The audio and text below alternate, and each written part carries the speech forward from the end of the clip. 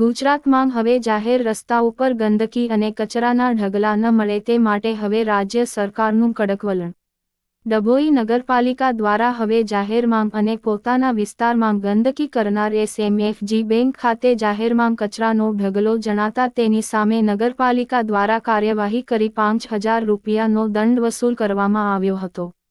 દંડ નહીં ભરનાર સામે હવે કોર્ટ રાહે કાર્યવાહી કરવાની જાહેરાત ચીફ ઓફિસર દ્વારા કરી દીધી છે. એટલું જ નહીં, લોકો આ કાર્યવાહી થતી હોવા છતાં જો ભૂલ યથાવત રાખે છે તો જેલની હવા ખાવી પડે તેવી તૈયારી પાલિકા દ્વારા કરવામાં આવી છે. ડભોઈ નગરપાલિકા વિસ્તારમાં જાહેર રસ્તા ઉપર તેમજ પોતાના વિસ્તારમાં ડોર ટુ ડોર તેમજ સફાઈ કર્મચારીઓ આવતા છતાં કચરાના ઢગલા તેમજ ગંદકી કરતા લોકો નજરે પડ્યા હતા. તે પૈકી આજરોજ એસએમએફજી બેંક દ્વારા જાહેરમાં કચરો નાખતા હોવાથી તેઓની સામે નગરપાલિકા દ્વારા ₹5,000નો દંડ વસૂલ કરવામાં આવ્યો હતો.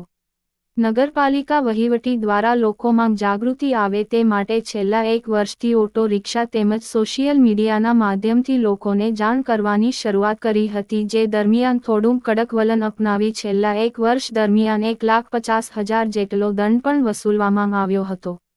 પરંતુ ત્યારબાદ પણ લોકો દ્વારા ગંદકી અને કચરાના ઢગલા જોવા મળતા હતા, જેને લઈને હવે પાલિકા દ્વારા લાલ આંખ કરવામાં આવી કચરો અને ગંદકી ન થાય તે માટે પાલિકાએ કરેલી વ્યવસ્થા નગરપાલિકા દ્વારા ડભોઈના વિવિધ વિસ્તારોની અંદર ડોર ટુ ડોર ગાડીઓ દોડાવવામાં આવી રહી છે અને પોતાના ઘરેથી જ કચરો કલેક્શન કરી શકે તે માટેની વ્યવસ્થા પણ કરવામાં આવી છે.